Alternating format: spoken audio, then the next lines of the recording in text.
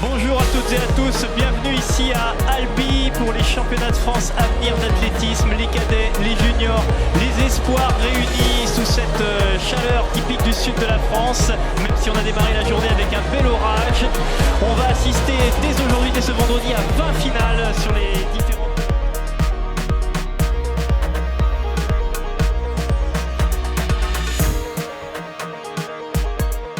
Ils sont tout au départ. Et là, alors là, on a vu quelque chose. Oui, on a vu quelque chose, alors c'est pas à nous de trancher. Mais là, c'est malheureusement un carton rouge et noir qui lui est présenté à cette athlète. Et c'est terrible, c'est terrible. Elle a eu, en plus c'est une cadette 1, une toute jeune cadette 1, c'est limite une minime 2, elle est de décembre 2008. Des images pas faciles, le jury qui est partagé entre son devoir de faire respecter les règles et son empathie, hein, puisque ce sont des... Elle a 15 ans, elle aura 16 ans dans 5 mois.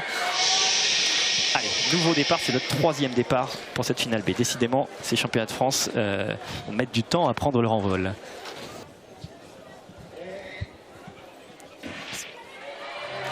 Voilà, cette fois-ci, le départ a été donné. Les athlètes ne sont pas rappelés. Et couloir 4, notre jeune athlète Vanessa Florentin qui avait failli ne pas prendre le départ et a pris la tête de la course, mais finalement... Couloir 7. Couloir 7, ouais. Léonore Régnier qui visiblement 12,26 affiché. Ah. Et voilà, record personnel pour Naomi Mansé-Paruta, 12,26, qui n'aura pas fait le déplacement pour rien à ces championnats de France. Finale B plus record perso, je pense que le contrat est rempli. Effectivement, vous voyez, en 200e, on avait 3 athlètes. Performance. Voilà, les résultats qu'on vous annonçait, ceux qui nous parviennent. Avec la victoire d'Emma Marcillac, je me répète encore, c'était la finale B. Couloir extérieur pour l'entente Franconville, Sésame Valdoise, Camille Loyau. Pierre, un pronostic avant cette finale. On a vu Lynn Tabi qui était dans les meilleures places au rang, au bilan cette année. Est-ce qu'elle va réussir à imposer sa loi? On va voir, elle a un petit peu de marge au niveau du record personnel et de la meilleure performance de la saison. Après, chez les cadettes, on sait que ça progresse des fois très vite d'une course à l'autre. Voilà, Lynn Tabi, c'est le maillot rouge du Valais de la Marne athlétisme. C'est elle qui a réalisé le meilleur temps en série. Voilà, la course qui a du mal à se décanter, mais Lynn Tabi produit son effort à quelques mètres de l'arrivée. C'est elle qui s'impose. Le chrono officieux, 11,91. Elle est 2008, hein, donc on lui donne rendez-vous l'année prochaine pour des chronos encore meilleurs. C'est quoi les rendez-vous pour les cadets en 2025? Les cadets, il y a un FOJ l'année prochaine, Festival olympique de la jeunesse européenne, comme toutes les années impaires. Et puis les années paires, c'est un championnat d'Europe. Très bien, donc on prend rendez-vous avec Lynn Tabi de son record perso. Copie quasi parfaite. Voilà les résultats de cette finale A des cadettes. Un cadeau inespéré, une médaille nationale au championnat de France Espoir sur 100 mètres. Et vous voyez, ça n'arrête jamais. On est déjà en train de nous proposer la startlist des cadets. C'est la finale B. Conditions sont bonnes. Attention au départ.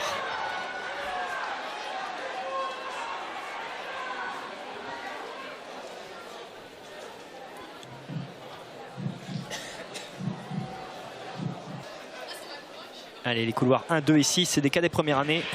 Et c'est parti. C'est très bien parti au couloir 2, même si ça n'a pas tenu très longtemps. Mise en action super rapide. Et là, ça va être serré jusqu'au bout. Couloir 3 peut-être. Couloir 3 peut-être. Alors on voit le chrono qui s'affiche, 10,98. Vent plus 0,4. Vent régulier, voilà. 10. Et ben Maë Benoît, je l'annonçais. Ouais, ça marque. Il va se rappeler que c'était à Albi que ça s'est passé, hein, quand même, je pense. 10,96. Et le deuxième et le troisième ne devraient pas être très loin des 11 secondes. Ouais. C'est pour ça qu'on met un petit peu de temps avant de recevoir les marques, hein, toujours pour la même raison, c'est que à la chrono. Voilà les résultats. Il en manque un et il en manque un. Et bien le dernier, c'est Louison Coma qui a réalisé également 11 secondes 12 pour votre information. Il va passer d'émotion en émotion puisque le voilà à côté de nous. Il est équipé, j'espère qu'il nous entend. Alain Droguet, président du Haute-Bretagne Athlétisme, qui nous rejoint. Je dis c'est les émotions parce que Maëwen Lebeder, licencié Haute-Bretagne Athlétisme, vient de remporter un titre national. C'est pas le premier. Alors les athlètes se mettent en place. On a vu qu'il y a eu quelques périspéties sur la finale B du 100 mètres cadette. C'est des athlètes qui sont tout jeunes, qui ont 16-17 ans. On a même eu une décembre 2008, donc elle a 15 ans et demi. Et forcément, c'est compliqué. On a vu un faux départ, on a vu un carton rouge, c'est dur. Mais c'est comme ça qu'on apprend l'athlétisme. Complètement, ouais. Les étapes obligées avant de grandir vers les catégories plus expérimentées. Mais elles apprennent. Même au championnat de France, on apprend encore plus, je crois.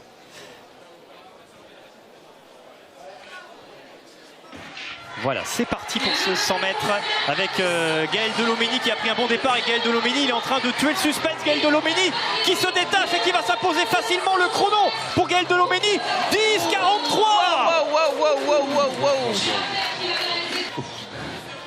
Waouh, quelle performance, hein. On en parlait tout à l'heure, on disait que cette piste elle était rapide, mais il y avait de l'adversité et c'est peut-être ça qui fait aussi que Gaël est allé chercher cette performance, hein. 10,42. On vient de laisser Pierre Friter, les minima pour les championnats du monde junior, c'est 10,40. Il est cadet, Gaël Delhomény. Et il se présente en candidat, pourquoi pas après tout, hein. Ça c'est déjà vu les cadets en équipe de France junior, pourquoi pas. Alors évidemment Alain, si tu viens sur l'antenne d'ATTV, c'est pas pour faire la publicité de ton club, c'est parce qu'effectivement j'ai déjà parlé de ta casquette de prof de PS et puis tu es également responsable d'un pôle espoir du côté de Cesson-Sévigné et ça c'est ce qui t'occupe toute l'année en plus de toutes tes occupations avec le club. Mais là, alors après ce petit moment d'ambiance sur le triple saut, les qualifs du triple saut féminin junior, la start list de la finale B du 100 mètres. Alors cette fois-ci on monte chez les juniors. En série, c'est vrai, Marie-Myriam Duranty a très bien couru ce matin.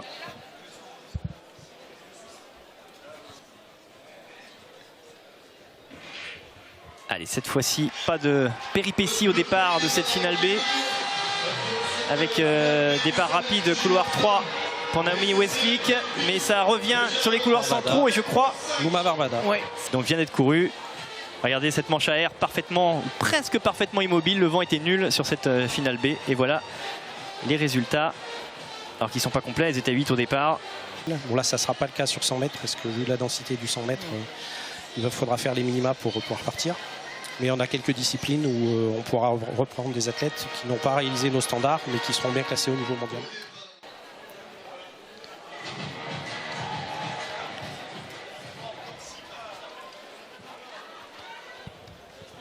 Couloir 4, hein, donc Nina Thévenin devrait... on attend qu'elle confirme. C'est pareil, là c'est comme tout à l'heure. On a vu bouger. Il se déplace avec peut-être des mauvaises nouvelles à annoncer.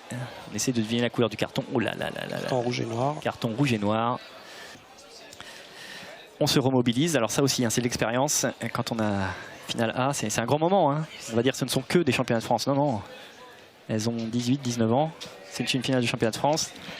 Et c'est parti, cette fois-ci c'est parti. Nina Thévenin qui fait forte impression dès le départ. Ça met en route à côté, avec Romane Coltin qui joue sa carte et qui déploie toute son énergie et qui s'impose. Alors attention, le chrono officieux 11,57. On sait que des fois il y a des corrections. 56.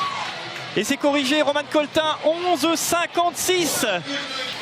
Et avec Nina Thévenin qui termine à la 3e place en 72. Elle est peut-être passée à côté de sa course, pourtant elle est bien partie. Et derrière elle est...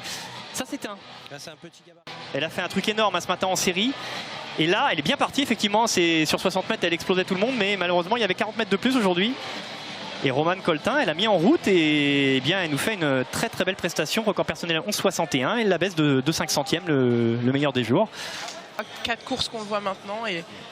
Et des perfs qui descendent tout doucement et un gros noyau en tout cas de performance. Donc il faut essayer de trouver les minimes intéressés, parce que c'est pas une obligation, un pôle espoir, c'est pour ceux qui sont intéressés, pour rentrer dans un vrai projet d'athlétisme de haut niveau.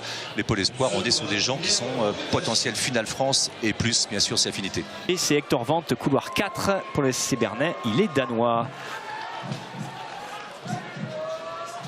Il a couru même 10,54 l'an dernier. Et là, c'est une finale B, on est là pour chercher des chronos. Non, ça a été rappelé. On l'a vu, hein. Je crois que c'est au couloir 5. De l'arbitre. Couloir 4. Couloir 4, et ben c'est Hector Vente. On se prive de notre meilleur chrono des engagés. Calé hein, sur le 400, là on est côte à côte, là ça bouge de partout. Et cette fois-ci, c'est parti, et bien parti. Alors quand c'est un couloir central qui est vide, ça casse un petit peu la densité de la course. Et là, ça va être extrêmement serré et on va faire un petit pronostic. Alors, c'est peut-être le couloir extérieur qui gagne. Malheureusement, on a un coureur blessé. Pour pouvoir faire 2 séances par jour dans le temps scolaire, imagine. Donc à 18h30 évidemment. Et là le fait d'avoir une classe de 35 élèves qu'on appelle maintenant sport-études, nouvelle appellation. Donc c'est retour du nom sport-études. Donc on bénéficie de choses pour ces classes-là. Le rectorat et le ministère Jeunesse et Sport travaillent de consort. Ils sont en plus à l'internat ensemble. Ils mangent ensemble le soir. Les petits déj du matin. Alors ça fait une communauté parfois un peu active. Que vont nous faire les juniors ? Et on n'oublie évidemment pas Dejan Otu, couloir 6, qui est, même s'il était légèrement en retrait, et encore 10,59 ce matin en série. La tribune a conscience qu'on assiste à un grand moment. C'est un petit peu plus facile d'avoir le silence. C'est parti. Avec ça part super bien pour Samuel Libel, le couloir 2, et décidément il est en train de nous faire quelque chose d'extraordinaire, mais il a une Bizassen assoit sa supériorité. Le chrono 10,31. Le vent. 10,31, le vent, plus 1,5 mètres par seconde, corrigé à 10 secondes 29. Samuel Libel, il venait de 10,86 en arrivant 10,44 en série, 10,41 cet après-midi, et on a un 3e minima réalisé par Hugo Jacquet-Zong, une course de folie. On a 3 athlètes qui répondent au minima sur... Ah non, pardon, c'est 10,40 les minima. Je vais un peu vite en besogne, 10,29. Et Axel Romet, 11,05, c'est le seul. Waouh. Samuel confirme. Ilan Bizassen, 5e meilleure performance française junior de tous les temps avec 10 secondes 29. Et Samuel Libel, 10,41. Qui aurait pu dire qu'il serait à 1/100e ce soir des minima pour les mondiaux quand il arrivait avec son chrono, j'allais dire lambda, de 10,86. Ça s'appelle peut-être l'adrénaline d'un France. On rentre dans une zone un peu inconnue. Et la finale dimanche. Ouais, c'est Zenglen qui a couru 11,69 cette saison. Belle course. Et je crois que voilà, alors ça c'est la start list du 100 mètres espoir qui se présente.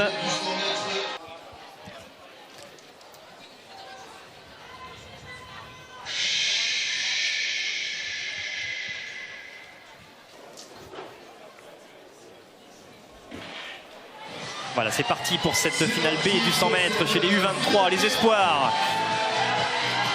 Avec la Martiniquaise Lilou Martial-Houlet qui s'impose. On est sous les 12 secondes, on est nettement sous les 12 secondes. Et elle avait fait partie du collectif l'an dernier, elle était encore dans le collectif 4x100 au championnat d'Europe Espoir.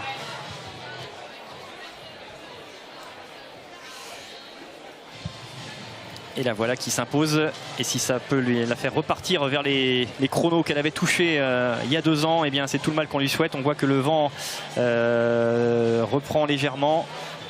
Il y avait plus 1,5 sur cette course. Là, si on pouvait garder ce vent là pour la finale A, ce serait bien. Un petit passé en équipe de France. On aperçoit la silhouette de Maïwenn Lévéder, qui était encore cet hiver championne de France sur le 60 mètres en salle.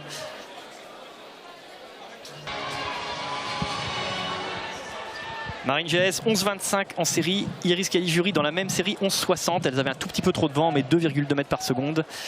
11,25, ça aurait fait 11,30, même s'il n'y avait eu que 2 mètres. C'est quand même un chrono incroyable.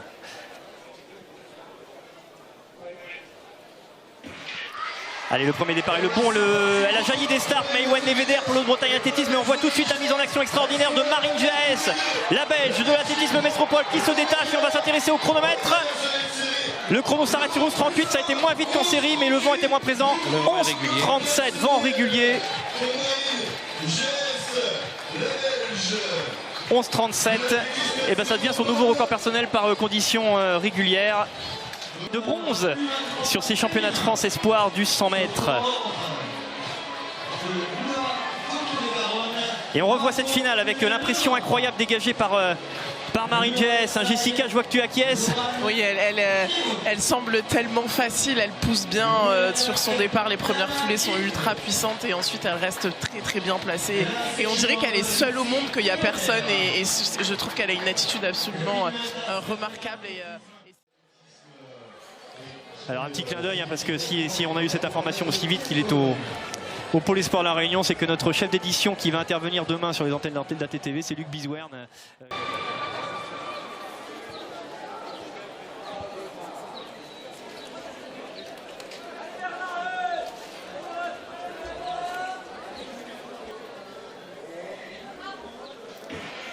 Allez, départ sans histoire pour cette finale B. Attention, ça va être extrêmement serré, on le voit. Il n'y a pas d'athlètes qui prennent de distance. On a vu les chronos d'engagement étaient sensiblement les mêmes et ça se détache.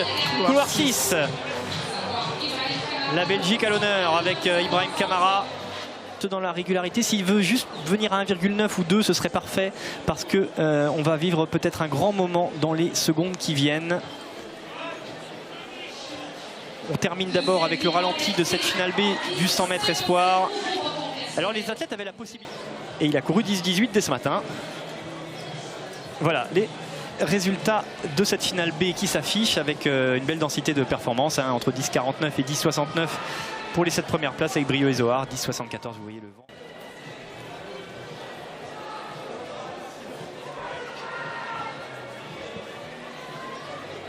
La start list de cette finale A du 100 mètres U23.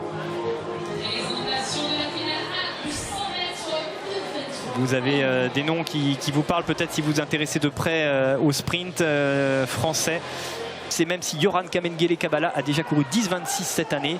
Mais Jeff Arius pourrait bien tuer le suspense et pourquoi pas aller nous chercher un chrono. Allez, on rêve sous les 10-10.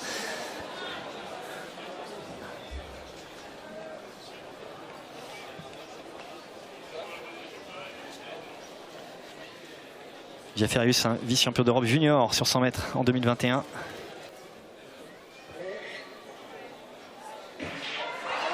Alors c'est parti, une mise en action moyenne, mais ça se met très vite, très fort. On en voit Yoran Kamengele Kabala qui essaie de porter une opposition, mais Jeff Arius dans la partie ombre.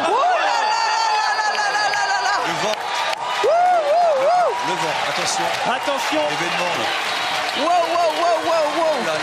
9,99. Le vent. Le vent, 8,8 mètres par seconde. Jeff Arius, 9,98. Record des championnats. Énorme. Record des championnats, 9,98 au championnat de France Espoir.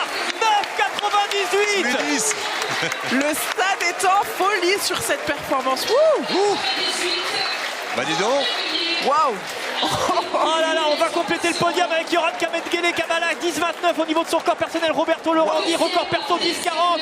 Mais le tonnerre, il a frappé ce matin dans le ciel d'Albi. Il refrappe une deuxième fois cet après-midi. 9,98 pour Jeff Arius. Waouh, on savait que ça allait aller vite, mais à ce point c'est beau. Et le coup de tonnerre. La foudre. Alain qui m'écrase le bras quand on voit le chrono s'afficher. Incroyable, incroyable. Wow. Vous n'avez pas survendu l'histoire. Alors vous le voyez, Jeff Arius, on le revoit au ralenti.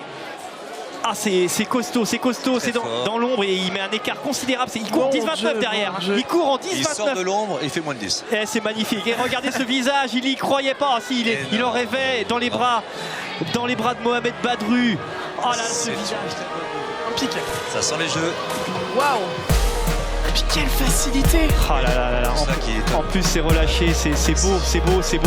On la voit, on la revoit, mais on s'en lasse pas. C'est relâché. Ah ouais. Et comme tu le dis là, il sort de l'ombre et on voit le chrono s'afficher.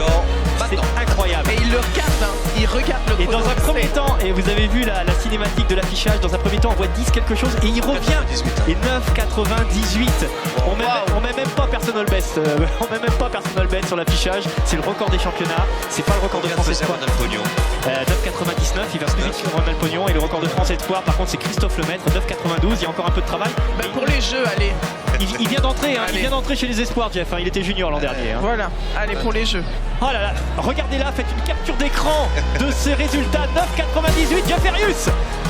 Les championnats de France d'Albi ont débuté aujourd'hui. On est déjà historique. Ah, c'est incroyable.